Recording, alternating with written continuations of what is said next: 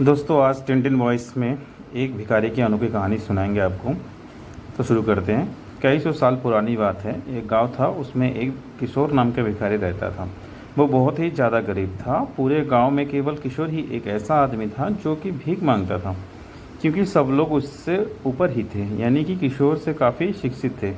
किशोर भीख मांगकर अपनी गुजार बसर किया करता था। आखिर में किशोर भीख मांगते मांगते वह बूढ़ा हो गया। अब तो उसकी आंखों से भी कम दिखने लगा। एक दिन भीख मांगते हुए किशोर एक जगह पहुंचा और आवाज़ लगाई। किसी ने कहा, आगे बढ़ो, यहाँ ऐसे आदमी का घर नहीं है जो तुम्हें कुछ दे सके। किशोर ने पूछा, भैया आखिर इस घर का मालिक कौन है जो किसी को कुछ नहीं देता? उस आदमी ने कहा, अरे पागल, तू इतना भी नहीं जानता कि यह मस्जिद है। इस घर का मालिक खुद अल्लाह है। किशोर ने भीतर से तभी कोई बोल उठा, यहाँ लो, आखिरी दरवाज़ा आ गया। इससे आगे अब और कोई दरवाज़ा कहाँ है? इतना सुनकर किशोर ने कहा, अब मैं यहाँ से खाली हाथ नहीं लौटूंगा। जो यहाँ से खाली हाथ लौट गए उसके भरे हाथों की भी क्या कीमत है? किशोर वहीं रुक गया और फिर कभी कहीं ना गया।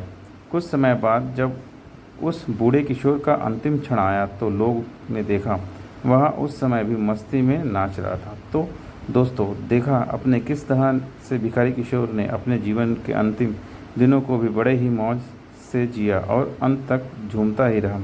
इसलिए आप ये कभी भी नहीं कह सकते कि भिखारी अपना जीवन मज़े से नहीं जीते। उनको भी पूरा हक है अपने लाइफ जीने का।